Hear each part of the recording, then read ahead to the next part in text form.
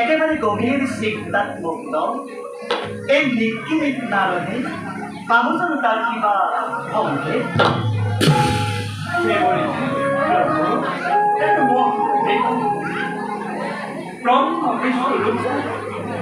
একেবারে উপায়হীন হয়ে পড়েছে। এই মুহূর্তে মহাকালী মহাপলয় আচরণ কি করল?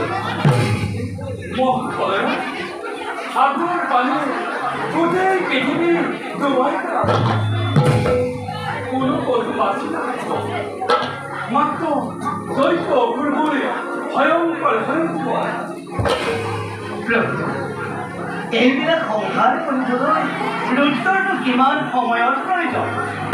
প্ৰভু দুষ্টক দমন আৰু সন্তক পালন কৰিবই লাগিব। তুমি কথাটো পাতলকৈ ভাবিছা।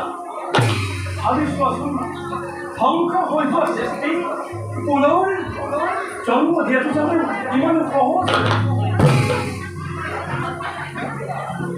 অৱশ্যে ঠিকেই এই মহাপ্ৰলয়ত বিশ্বৰ কোনো প্ৰাণীয়ে জীয়াই নাথাকিব।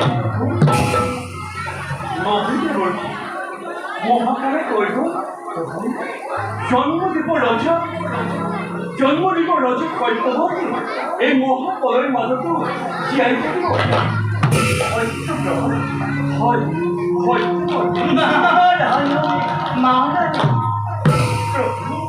জম্বুদ্বীপৰ মহাধাৰ্মিক ৰজা সত্যব্ৰত তেওঁৰ দ্বাৰাইহে পুনৰ সৃষ্টি ৰক্ষা কৰিব।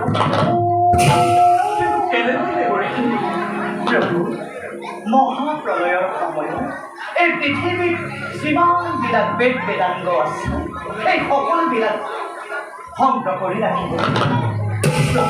সেই সকলোবোৰ সংগ্ৰহ কৰি ৰাখিলে পুনৰ সৃষ্টি ৰক্ষা কৰিব পাৰে।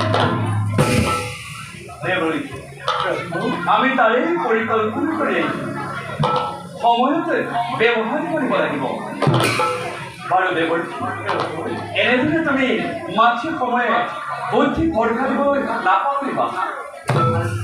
এই বাৰ্তা তুমি মৈত্ৰৰ নৰকৰ মাজত দিয়া। ভাল প্ৰভু, আপোনাৰ আজ্ঞাশীলতা কৰি দাখিলে বিদায়।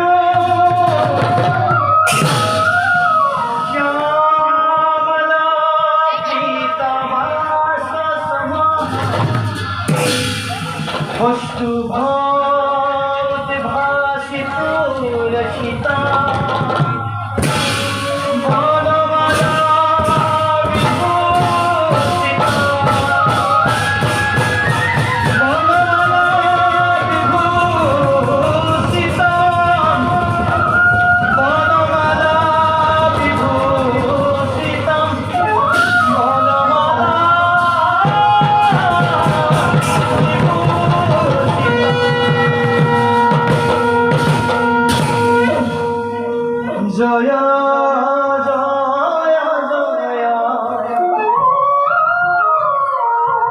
কৃষ্ণ কৃপাময় ও ভজিলো তোমার পাৱে হে তোমাৰ শৰণ পংকজ মজুক মোর হস